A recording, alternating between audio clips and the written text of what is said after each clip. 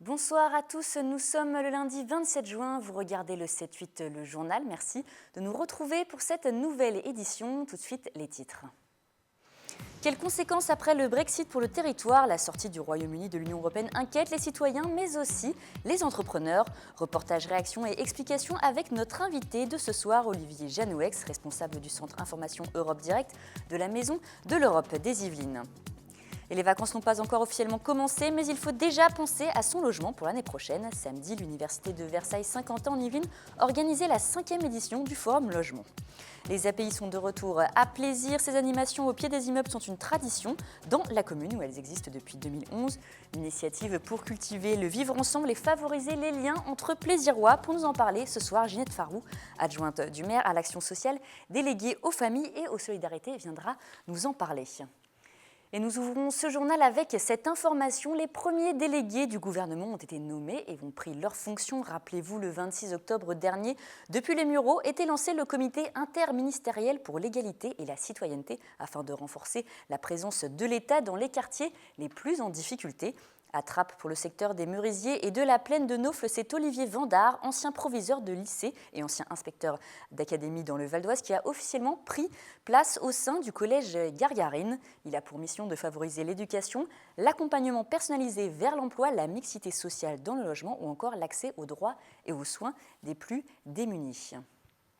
Et nouvelle information, nous vous en parlions la semaine dernière. Valérie Pécresse, présidente de la région Île-de-France, avait évoqué, en l'absence d'accord pour financer le pass Navigo à tarif unique, d'augmenter le tarif à 80 ou 85 €. L'augmentation est aujourd'hui officielle. Le prix du pass Navigo augmente de 3 €. Un protocole d'accord a été signé entre l'État et avec la région Île-de-France pour résoudre le problème du financement du forfait Navigo. Ce dernier passera donc à 73 € dès le 1er août, soit une hausse de 4,2%. Et dans cette édition, nous parlons du Brexit, abréviation de Britain et Exit. Les Britanniques ont voté jeudi 23 juin à 51,9% des voix pour sortir de l'Union européenne et à 48,1% pour le rester. 17,4 millions de personnes ont donc voté pour le Brexit. Le Premier ministre britannique David Cameron, qui avait organisé la tenue du référendum, mais avait fait campagne pour le maintien, essuie donc un très large revers et a annoncé sa démission prochaine. Pour nous en parler avec nous, notre invité ce soir, Olivier Janouex. Bonsoir à vous. Bonsoir. Merci d'avoir accepté notre invitation. Alors je le rappelle, vous êtes responsable du Centre d'information directe de la Maison de l'Europe des Yvelines, qui est situé à Saint-Germain-en-Laye. Alors pour bien comprendre cet événement qui est un peu historique donc, au niveau de l'échelle européenne, quelles sont les raisons qui ont poussé les Britanniques à procéder à ce référendum ? Alors, tout simplement, c'est un fait qui est connu que les Britanniques ne sont pas très europhiles à la base. Ils ont toujours été, pour une conception, l'accès au marché. C'est toujours ce qui les a intéressés. Ça a toujours été l'accès économique au marché unique. Le développement des autres politiques, ça les a beaucoup moins intéressés et il se trouve que M. Cameron, lors de sa campagne pour la réélection en tant que Premier ministre, avait notamment promis aux Britanniques que s'il était réélu, il organiserait un référendum justement sur l'appartenance du Royaume-Uni au sein de l'Union européenne. Il a été réélu, donc il a tenu sa promesse et donc a effectué ce référendum. Est-ce que justement c'était plus pour des raisons financières, c'était plus aussi pour des raisons liées peut-être aux formalités de l'Union européenne auxquelles tous les pays sont imposés ? Alors justement, ça c'est un gros point de débat qu'il y a eu pendant la campagne. Effectivement, beaucoup disent que l'Union européenne c'est compliqué, ça impose beaucoup de réglementations. Donc c'est vrai que c'est un point qui a joué. C'est vrai que c'est un des points qui a joué dans cette campagne. Ce que voulait M. Cameron en fait, c'était négocier un meilleur accord. Un accord spécifique pour le Royaume-Uni pour qu'on va dire qu'il puisse avoir le beurre et l'argent du beurre sans avoir à subir les conséquences négatives de l'Union européenne. Alors finalement, on a beaucoup parlé du Brexit au moment où ça a été voté, mais très peu avant, ça arrivait assez rapidement. Est-ce qu'on s'attendait à une telle décision à la sortie du Royaume-Uni ? En fait, c'est que si on a un peu suivi le Brexit, en fait, oui, parce que ça fait quand même depuis 3 ans que M. Cameron a dit qu'il allait faire ce référendum. Donc, en fait, ce n'est pas une surprise du tout. La campagne a duré plusieurs mois.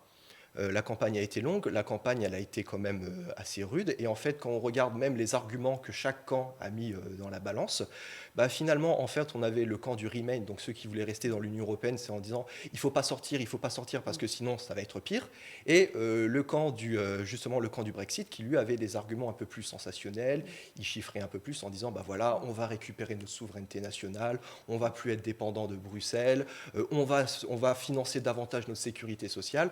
Donc en fait, aussi sur les arguments, on va dire que le camp du Brexit a sorti des arguments un peu plus qui touchaient un peu plus le cœur.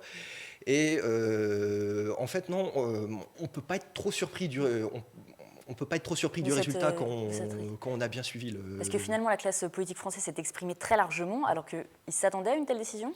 Non, la classe politique française, pas trop. Alors... Ça a été préparé quand même, ça il faut pas le nier, mais on va dire qu'au fond de soi, ils s'attendaient tous à ce que le Royaume-Uni reste.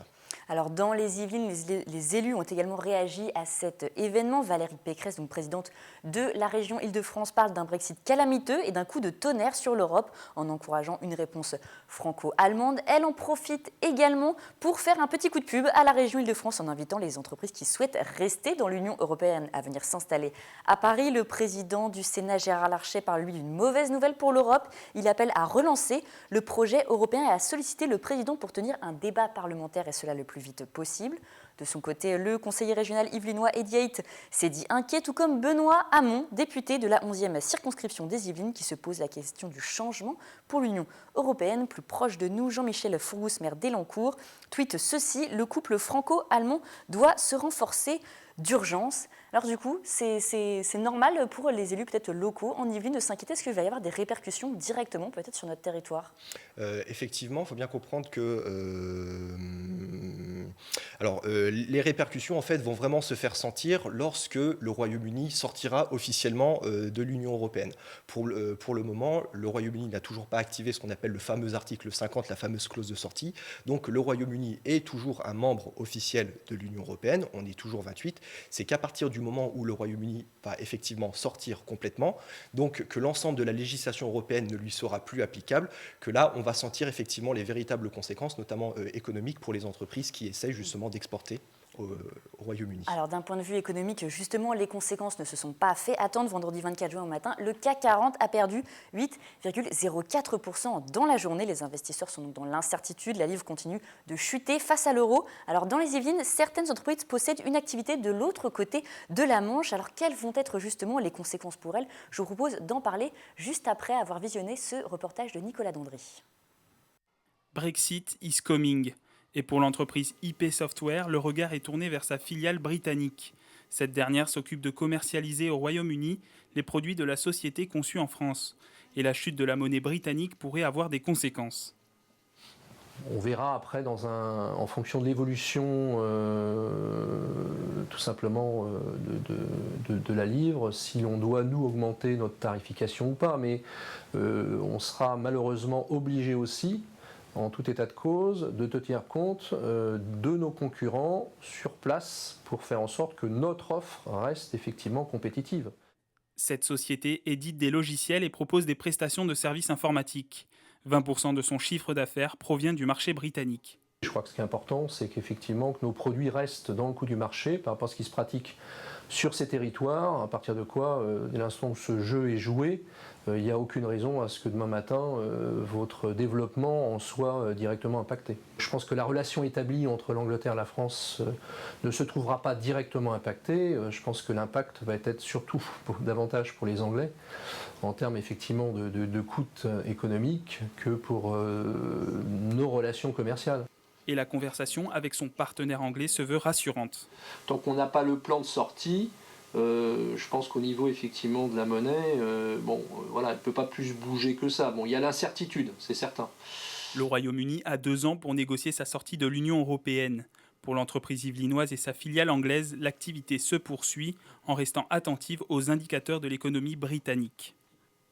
Olivier Janox, vous venez donc de voir le reportage. Économiquement aussi, on peut s'inquiéter ou alors il faut attendre, on est encore dans le flou? Alors là, on est complètement en fait dans le flou. Effectivement, comme le disait la personne dans le reportage, il faut attendre concrètement l'accord qui sera négocié entre non seulement le Royaume-Uni et l'Union européenne, et aussi possiblement un accord spécifique qui sera négocié entre le Royaume-Uni et la France. Il y a fort à parier que si effectivement le Royaume-Uni décide de couper toutes les frontières, ça va poser notamment pour nous quelques soucis concernant la circulation des personnes. Est-ce qu'il va falloir un visa? Est-ce qu'il va falloir un visa? Est-ce qu'il va falloir un passeport? Donc il va certainement y avoir des accords plus spécifiques entre pays, ce qu'on appelle des accords bilatéraux, qui vont essayer de clarifier cette situation. Alors, dernière question avant de terminer cet entretien. On parle peut-être d'un autre référendum pour être sûr du choix des Anglais. Est-ce que c'est possible? Est-ce que ça changerait quelque chose? Alors, juridiquement, c'est possible. Pour resituer rapidement dans le contexte, quand une pétition déposée sur le site du Parlement britannique atteint un certain nombre de votes, les parlementaires britanniques sont obligés de l'examiner et d'en débattre en séance. Donc, juridiquement, c'est possible. Politiquement, ça serait compliqué, voire ça serait un suicide politique pour certains conseillers, pour certains députés britanniques. Merci beaucoup Olivier Janox d'être venu sur notre plateau et d'avoir répondu à nos questions. Nous suivrons cette actualité avec vous.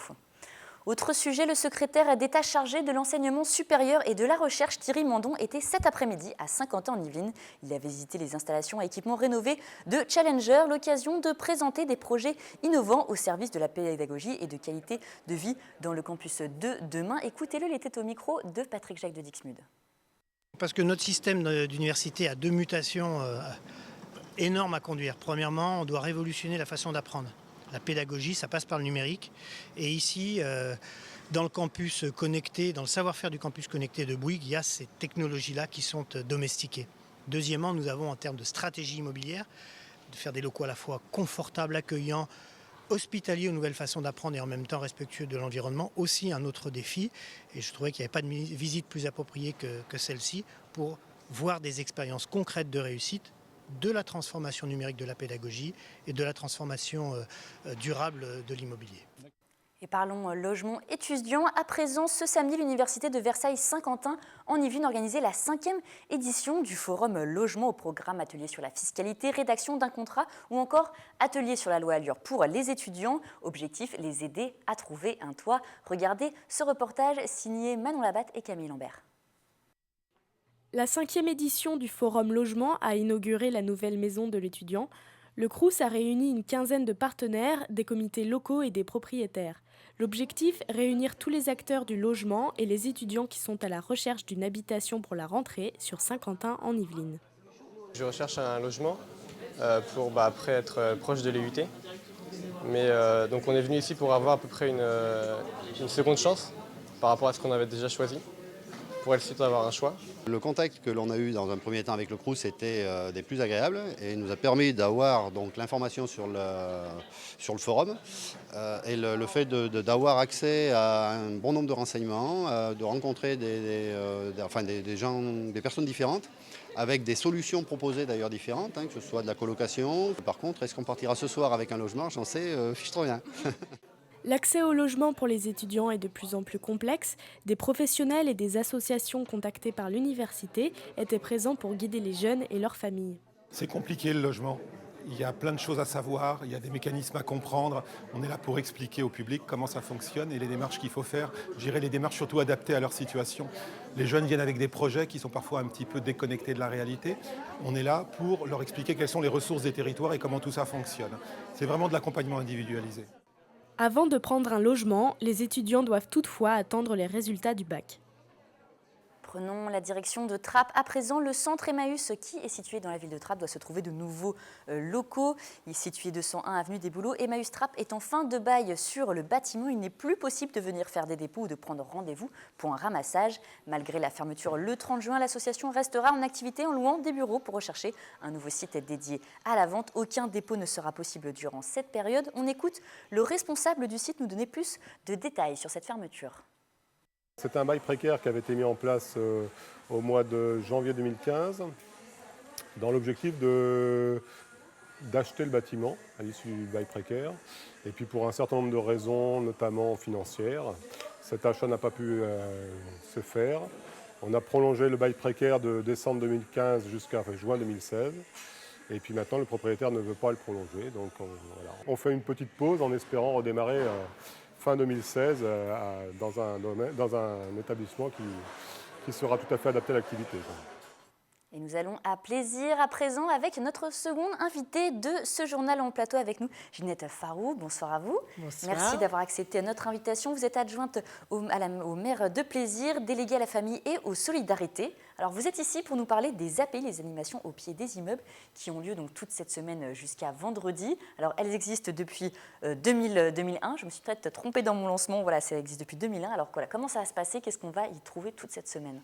Eh bien, ce qu'on va y trouver, alors déjà, ça sera une animation qui sera organisée par les animateurs et les responsables des centres sociaux, maintenant qui s'appelle Maison des familles.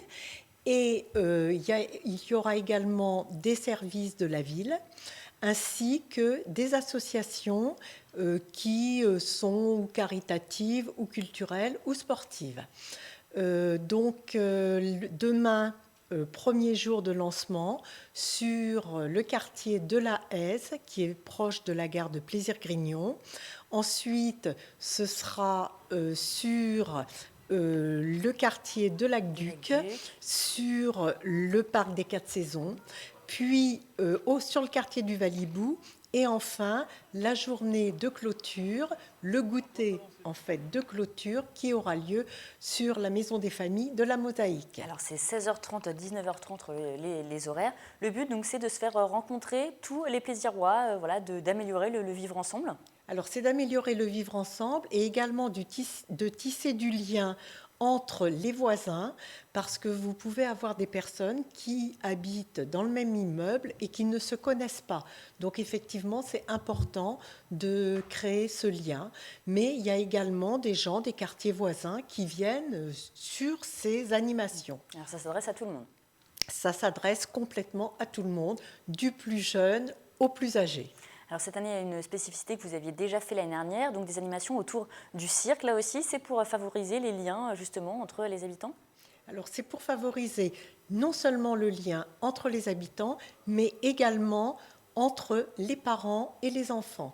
Puisque, comme vous le savez très certainement, le jeu, donc le cirque est un jeu également, puisqu'il va y avoir des ateliers.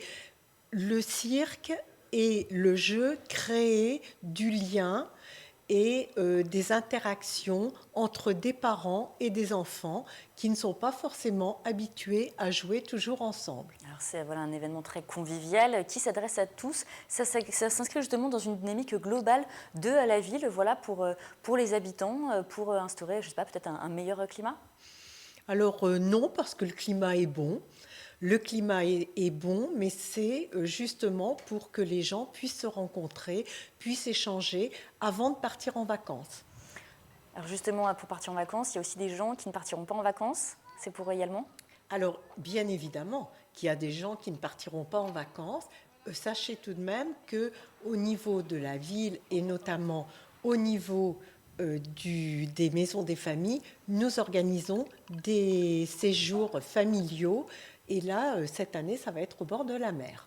Très bien, merci beaucoup Ginette Farou. Si on veut retrouver voilà, toutes les animations, on peut se rendre sur le site internet de la ville. Là, il y a donc voilà, tous les horaires. On peut se renseigner ainsi, voilà, savoir à quel moment on peut y participer. Tout à fait. Et d'ailleurs, je voulais dire que ces horaires-là, 16h30, 19h, n'étaient pas choisis par hasard. C'est justement pour qu'il y ait le plus de monde possible, puisqu'il y a des gens, évidemment, qui travaillent. Et voilà, alors vous avez entendu le message, venez nombreux aux animations au pied des immeubles et vous retrouvez toutes les informations sur le site internet de la ville. Merci beaucoup à Ginette Farou. Je vous remercie. Tout autre sujet, Euro 2016 à présent, l'équipe d'Irlande qui avait pour camp de base Versailles est rentrée chez elle ce lundi après sa défaite contre l'équipe de France en 8e de finale. Après avoir été menée 1-0, les Bleus ont su rebondir pour l'emporter 2-1 en deuxième période grâce à un doublé d'Antoine Griezmann. Le match a évidemment été très suivi dans les Yvelines. Dans le bar au Paris, à Versailles, une centaine de supporters maquillés et déguisés aux couleurs de la France s'est réunis pour regarder la rencontre dans ce pub irlandais. Les fans nous donnent leurs pronostics pour les prochains matchs de l'équipe de France. On les écoute. J'espère, oui, j'espère que la France va aller loin. J'espère qu'on va gagner, ça nous ferait du bien au moral à tous. Mais j'espère, oui. Je pense que si on rencontre l'Allemagne, bon, on va se faire manger comme d'hab, quoi. Mais bon, finalement, on est habitué. Il y a peu de chance. Donc voilà. Mais bon. Plutôt ça passe maintenant, après, mais pas plus loin. On sait jamais, hein, sur un malentendu, ça peut passer. Et du foot, nous passons au basket. On va prendre la direction des parquets américains. L'intérieur français Guerchon Yabuzel, qui a pour agent et l'encourtois Olivier Mazet de l'agence Massport Agency, vient d'être sélectionné pour intégrer l'équipe mythique des Boston Celtics. Vous le voyez à l'image, le sportif de 2,01 m pour 121 kg a été retenu en 16e position au premier tour de la draft américaine pour jouer en NBA. Une grande émotion pour son agent yvelinois. On l'écoute. Il y a de multiples sentiments. Il y a tout d'abord évidemment énormément de joie et de satisfaction parce que c'est une draft relativement historique. On parle d'un 16e choix au premier tour. Il faut savoir qu'il n'y a que 4 joueurs qui ont fait mieux dans l'histoire du basket français. Et puis le dernier sentiment, c'est aussi une vraie source de motivation parce que voilà, ça ouvre des perspectives. On a d'autres projets à très court terme de draft du même acabit. Donc voilà, c'est un mélange de joie, de satisfaction, de fierté et de motivation. Et cette information concernant la piscine André-Pierre Viennot de Guyancourt, elle sera fermée à partir d'aujourd'hui jusqu'à dimanche 3 juillet. Cela afin de permettre aux équipes techniques de réaliser des travaux d'entretien comme la vidange annuelle des bassins. Tant mieux qu'il ne fasse pas si beau temps. Elle rouvrira lundi 4 juillet de 11h à 13h30 et de 14h15 à 20h en semaine et de 9h à 13h et 14h à 19h le week-end et les jours fériés. Et vous avez peut-être eu la chance d'y participer ce week-end. L'hippodrome de Longchamp accueillit concerts, débats et expositions pour le festival engagé Solidays. La région est la première partenaire de l'événement en participant à hauteur de 800 000 €. Avec 80 concerts répartis sur 7 scènes, la programmation était une nouvelle fois riche et éclectique. Retour sur cet événement festif avec Fanny Bourdillon et William L. 3 jours de fête et de lutte contre le sida, Solidays est revenu enflammer l'hippodrome de Longchamp ce week-end pour sa 18e édition. Record de fréquentation cette année avec plus de 200 000 spectateurs. Louise Attaque, chez Lassou ou encore Oxmo Puccino ont fait rimer musique et solidarité. Je suis très fier de participer à Solidarité Sida pour maintes raisons, en plus de la cause, parce que les gens qui travaillent à l'accomplissement de ce projet sont des gens plus que merveilleux. C'est ça qui est sublime, c'est que devant la noirceur d'une cause qu'on défend, il y a la lumière des gens qui se battent contre cette maladie. Les têtes d'affiche n'étaient pas seulement présentes sur scène. De Christiane Taubira à Bill Gates, des personnalités de tous bords sont venues partager leurs convictions. 13 conférences se sont tenues au Forum Café, dont celle du moine bouddhiste Mathieu Ricard. C'est bon enfant, c'est sympa, ils sont gentils et tout est avec l'idée de se mettre au service d'autrui. Dès que ça commence avec des trucs égoïstes, ça ne marche jamais, tout le monde est de mauvaise humeur. Là, la bienveillance, c'est un cercle vertueux, une spirale vertueuse. Plus on est bienveillant, plus tout le monde est heureux. Plus on est heureux soi-même, tout le monde est gagnant. Entre 2 concerts, les festivaliers ont aussi pu découvrir l'exposition engagée I Am With Them de Anna R. La photographe redonne une identité aux migrants qu'elle a suivis de Lesbos à Munich. C'est important, d'abord parce que c'est 180 000 jeunes qui vont regarder Ezzeldine, Bouchra, Elam et Nawar, que c'est important qu'on dise aux réfugiés nous savons que vous êtes là et vous êtes parmi nous. Vous êtes déjà parmi nous et nous devons vous regarder et vous accueillir parmi nous. Solidays, cette année, c'était aussi du sport. Ce dimanche après-midi, Longchamp s'est transformé en fan zone, le temps de retransmettre le match France-Irlande et de fêter une qualification tricolore. Et vous retrouverez à partir de mercredi sur notre chaîne une émission spéciale consacrée aux Solidays de 13 minutes et animée et préparée par William L. C'est à présent la fin de cette édition. Je vous remercie de nous avoir suivis. Restez avec nous tout de suite. On va parler sport avec Mickaël Elmitoro dans le 7-8 Sport, entouré de ses invités. Quant à moi, je vous retrouve demain pour une nouvelle édition du journal. Je vous souhaite donc une excellente soirée. À demain.